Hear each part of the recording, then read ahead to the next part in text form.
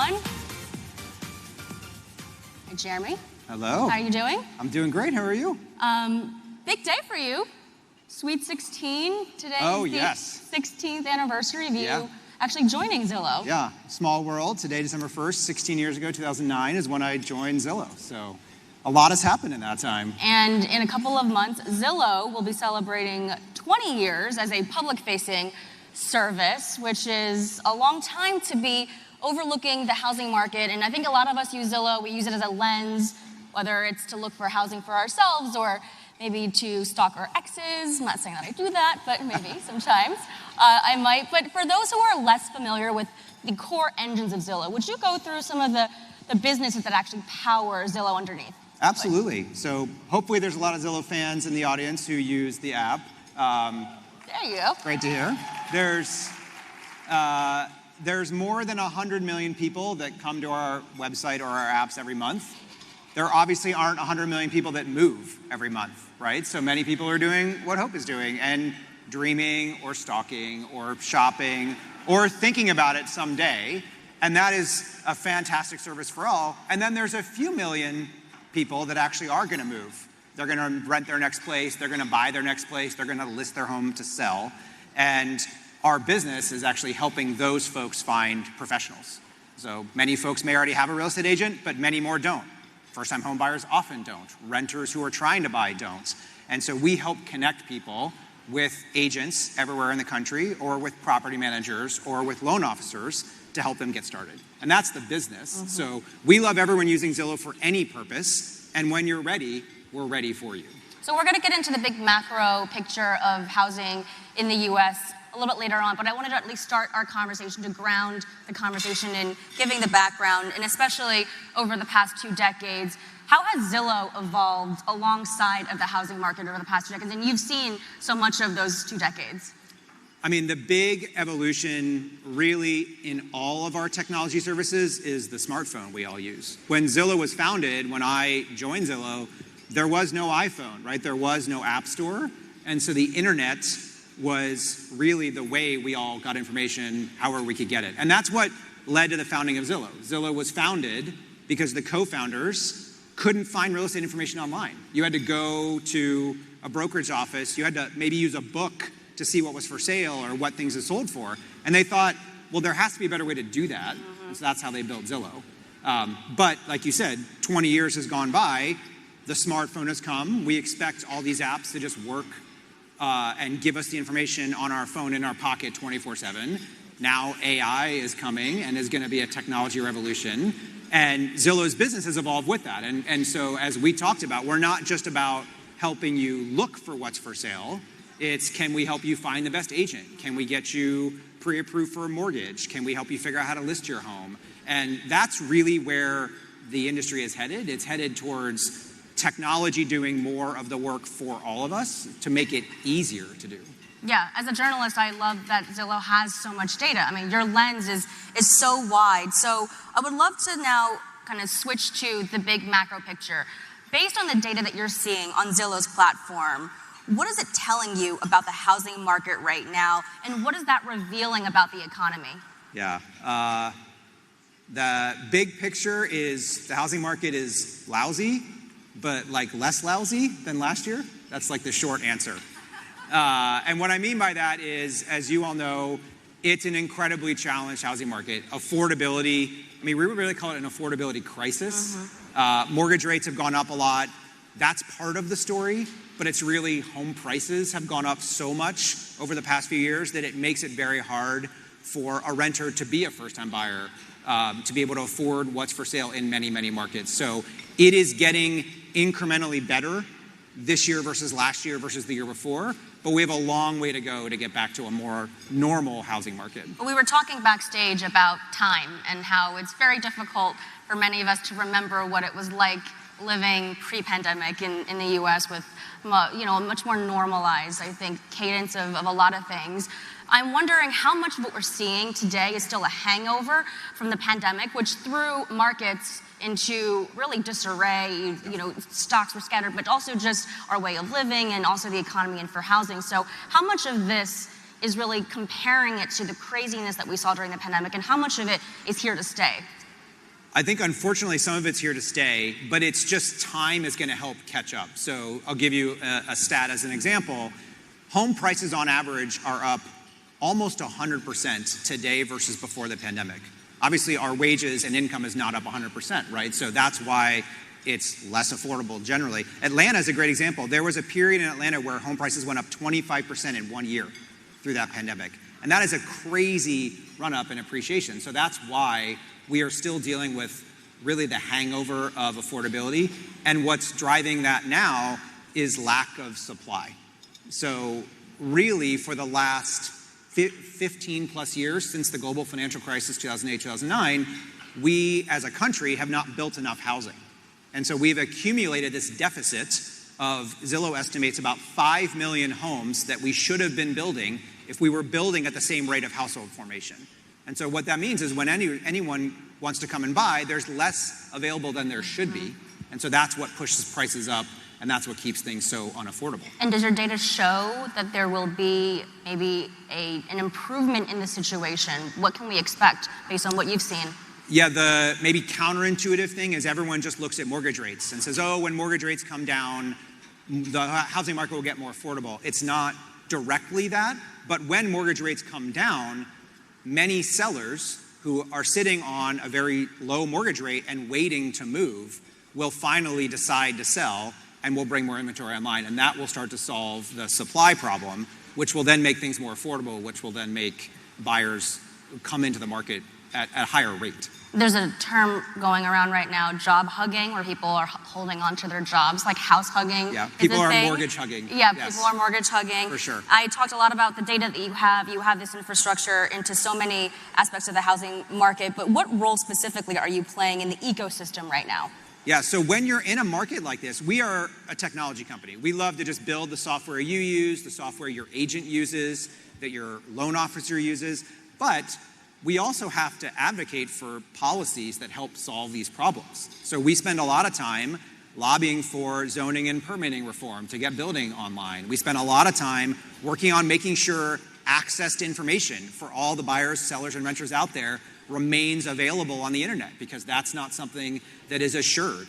So we spend a lot of time on the policy side of things, not just on the technology side of things as a company. And just say a little bit more about why it's so important for the company to take this position on top of all the things that you do day to day. I mean, the big reason is it's what our buyers, sellers, and renters want. One of the things I love so much about working at Zillow is we wake up every day and think about how can we innovate for a first-time home buyer, for a renter making a decision whether they want to rent or buy, or for a seller. And when we do that, that's what lets us build the product that you hopefully all love as a user, that I love using.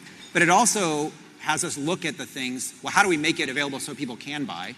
And that can be things like access to information, right? When Zillow was founded, you couldn't get access to information online. And we really helped turn on the lights for the entire industry to say, okay, listings should be available on all these platforms. And we all in this room, I think, probably take that for granted as the way the industry works. But you can't take it for granted. There are companies that want to take information back offline and make it harder for buyers and sellers to get access to information. So let's drill down a little bit deeper into this, because these two challenges of affordability and accessibility are making it really difficult for people to find a home that they can afford. Yeah. Your mission spans renters and buyers and sellers and agents. You know, you talked about all of the stakeholders. As a technology company, how do you balance the innovation that serves so many different types of stakeholders? I mean, for us, we feel like it's easy because we know who we build for first.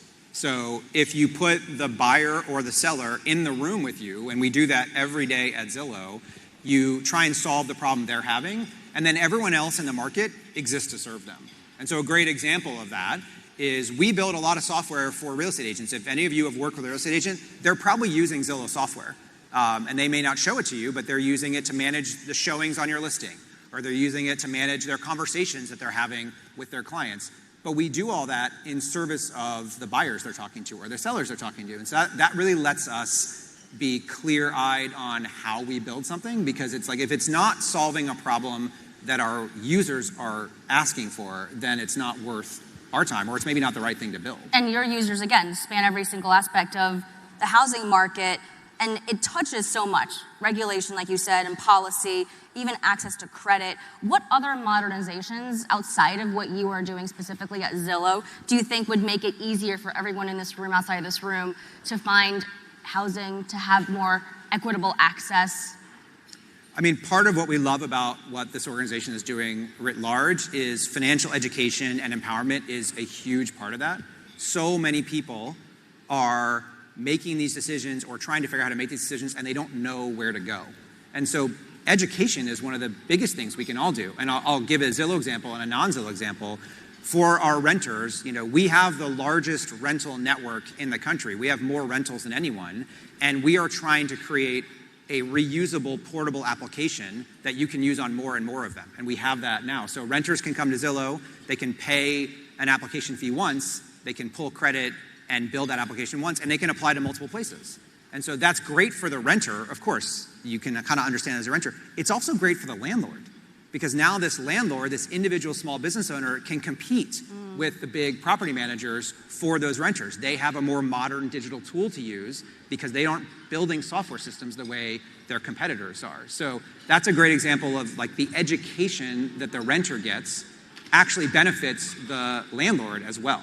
Yeah, and that's a great, I think, flywheel for people who are in the mix of trying to find a home, and they're frustrated, and it takes a lot of time to fill out the paperwork, and it's not standardized. No. So there's no class to tell anyone whether they should rent or buy and how they should make that decision. And everyone has to do it on their own, and everyone ultimately needs tools to help them make that decision. Let's turn to another part of your business, which is helping the agents and property managers. Real estate is a relationship business at the end of the day. These are small business owners, they're entrepreneurs. What is your role right now, Zillow's role, in supporting this ecosystem? Real estate agents are some of the hardest working small business professionals I've ever encountered, and our job is to make their job easier. Yeah, you can clap. And it's true. They work incredibly hard, and they are basically running their business on their own. And so our job is to give them the software and tools to make their job easier, and to help hand them customers that are ready to transact to make them more efficient. And I'll give you a couple examples of how we do that. We provide software that they use to run the front office of their business. We provide software they use to run their clients' listings and relationship management. And part of why we do that is because that's what our buyers and sellers want. One of my favorite stats about this industry that I tell my family that they're always surprised by is the percentage of buyers that say they want to hire a real estate professional is higher now than it was when Zillow was founded. Wow. And you would think, oh, technology, it's coming, it can automate, I can do more myself. Doesn't that mean it? And not in this category. In this category, data and technology overwhelms us all. And you're only doing this once a decade, and it's the biggest financial decision you'll ever make. So you definitely want help. And it turns out every generation wants help and wants help more. Now, what help is has changed, right? Before Zillow, a professional was an arbiter of information. They had a book of stuff you didn't have. So you were hiring them for access. Well, that's gone, right? We all have access to the same amount of stuff. So now you get to hire the best professional. You get to hire a negotiator. You get to hire a local market expert. You get to hire a consultant. Many times they're a therapist, right? And so it elevates the profession. It allows people to compete and show what they do best. Yeah, it sounds like while you have this huge flood of information that everyone can access now, because it is too much, the need for help hasn't gone away. It has gone up. It has gone up. So as you look at Zillow and as it continues to evolve, how do you think you'll continue to support agents in the way that, technology will enable with AI, which we'll talk about a little bit later on? I mean, I think that's going to continue. So AI, I'm sure, will be talked about a lot over the next few days. In real estate, it's just going to supercharge that trend we're on, right? AI has the potential to make a team of real estate agents even more efficient. It has the potential to overwhelm a buyer. You can ask these chat interfaces anything now, and you don't know if the answer you're getting back is right or wrong. And we'll train the models to do a better job, but it's going to I bet you that percentage question will be even higher 5 years from now, because people will want help to demystify it all even more than they do now. So to be specific, how do you see Zillow's relationship with agents evolving? I mean, I think we're going to strengthen and deepen our relationship with agents, and I think what you'll see is agents will naturally get better at using the technology that's coming because they're going to have to. Like, we are all going to have to learn how to use these technologies as users, as business professionals, and if our job is to help small business owners in our category, we're going to have to help them get ready for that. Can you point to one or two ways that technology can level the playing field for everybody? Because a lot of times people do need capital to begin their journey as an agent, to start to list properties or to have these relationships. How do you see technology playing that role of leveling the playing field? Yeah, I'll give you a great example. So we have a product. If many of you haven't used it before, you should go find one. We create these, I kind of call them super listings. They're virtual tours. We call them showcase listings, but they let you walk through the house. It's all created with photography that any real estate photographer is using. And we use generative AI to stitch it together and create a walkthrough. Well, now, we don't just do that inside the house, we do that outside the house. You can go to one and fly around the house like you're a drone. That's created from simple drone photography. So that allows any photographer, whether they are just starting out or they have a big business or they have expensive photography, to compete with some of the best technology that's out there. That allows any real estate agent, an agent that's just won their first listing and doesn't have a great system in place to manage lots of listings, to compete and to showcase their listings. So it's a great way of democratizing the access to technology, whether you have a big staff or a big budget or you're just starting out. Yeah, I don't think many people knew that you could do that, because I think a lot of us look at like a Matterport or something and we think that you need to hire somebody also to help. I tease this, like, I know we are all maybe a little bit tired of talking about AI, generic AI. So I really want you to be specific with me in this next section, which is where you see it actually measurably improving the experience for home buying, for finding somebody, for finding homes. Yeah, I think you'll see it show up in the cracks of all the things you're already doing, is kind of the way I think about it. Of course, AI is something we go to ChatGPT or we go to Google Gemini and we ask it questions in new ways. We're all going to do that. Hopefully, it will answer more questions than we can answer today.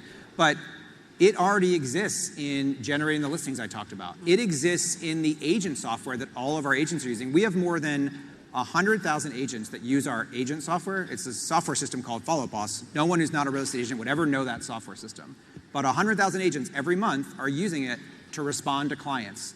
It summarizes every one of their calls now. It summarizes their history so they don't forget things. It reminds them of appointments and it schedules appointments for them. So it's making them more efficient. It's making them do a better job, because who wants to spend their day on a checklist? They want to spend their day consulting with clients, doing research for clients, helping clients prepare offers. So that's live today, and many buyers, sellers, renters would never see it, but it's powering the real estate experience right now. And I imagine that as this improves, this is what you talked about earlier, which is you see the relationship between Zillow, the platform, and the agents getting closer and closer, strengthening that through technology. If you ask any real estate agent, do they want to spend their time on a checklist in software? Or do they want to spend their time talking to their customers, learning what they want, trying to win an offer, trying to win a negotiation?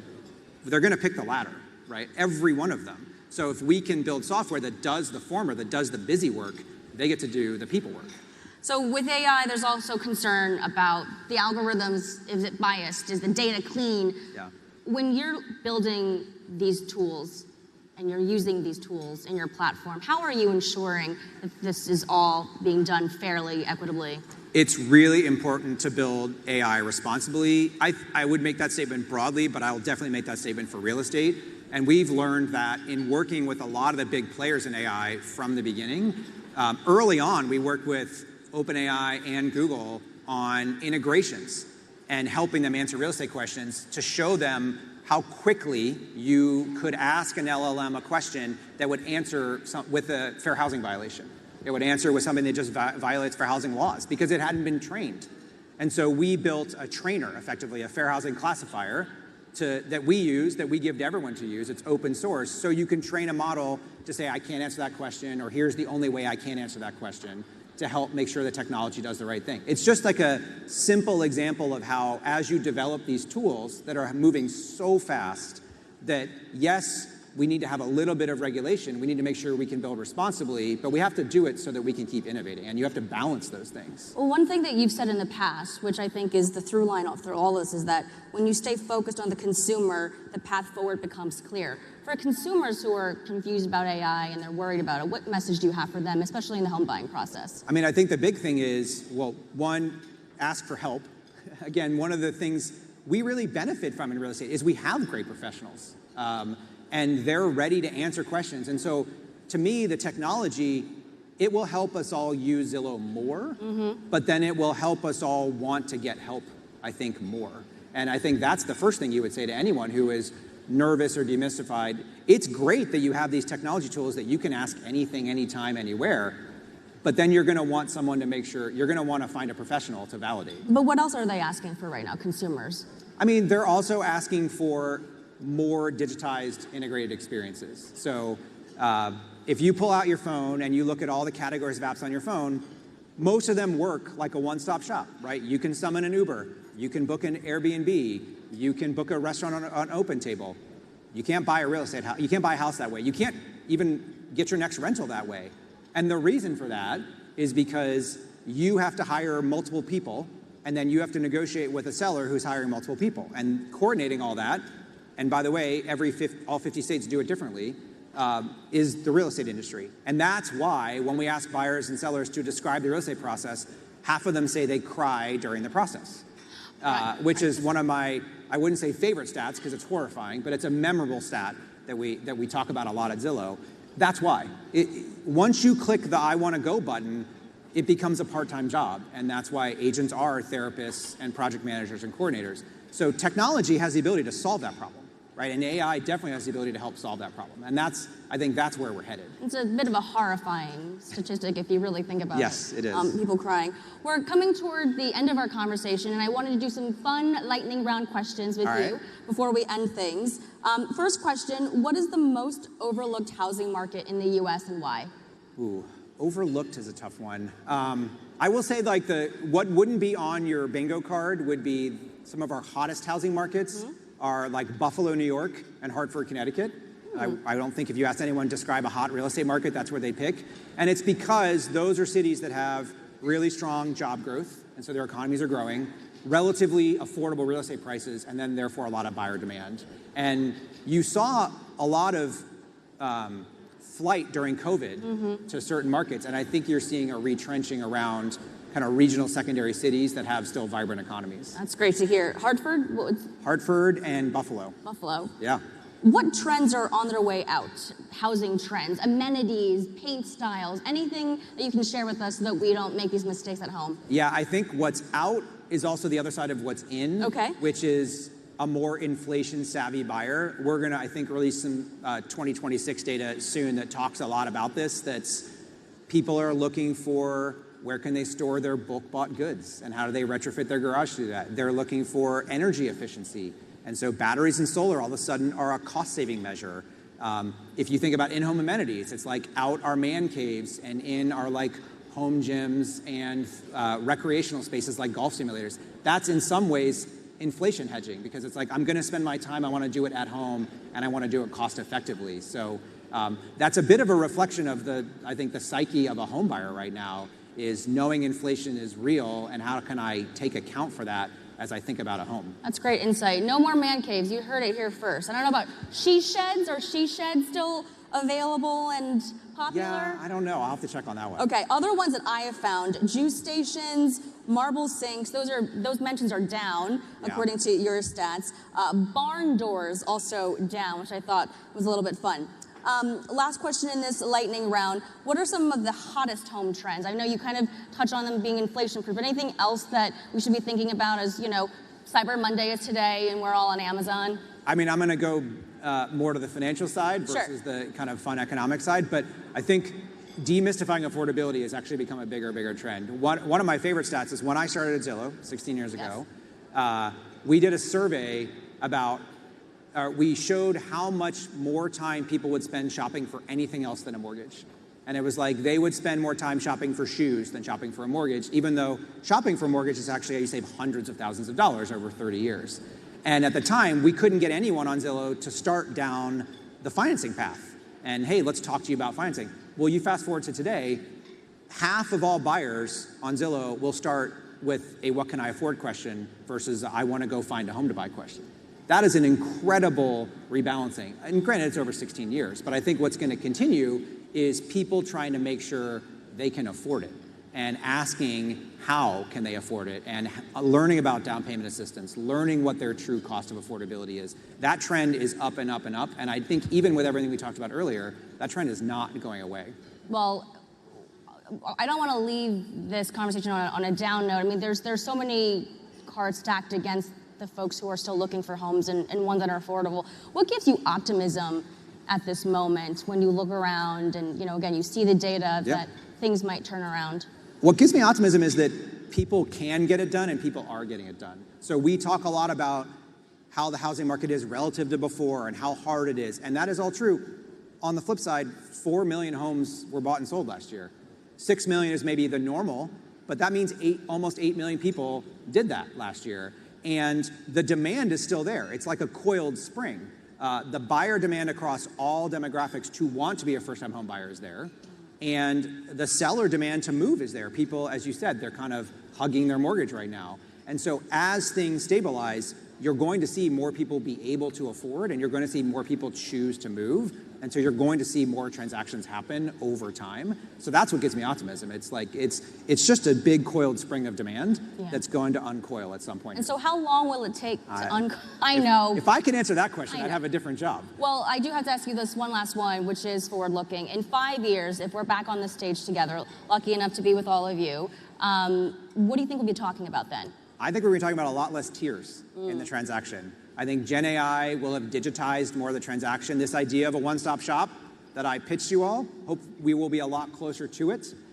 You will have professionals who are AI trained and enabled and helping anticipate your needs, and they will be more efficient and making more money for themselves at the same time. So I think technology is going to unlock a lot of efficiency and gains, and that should show up as cost savings for the customer, for the buyer and the seller and the renter that we're spending every day on. And specifically, what do you hope Zillow will have done in that 5 year period? I hope we've built that system. I hope we have delivered this more integrated experience so that you can shop and all the way purchase on your phone with your partners and get it all done from your smartphone. I love it. We'll do a word count of how many times you said hope here on stage.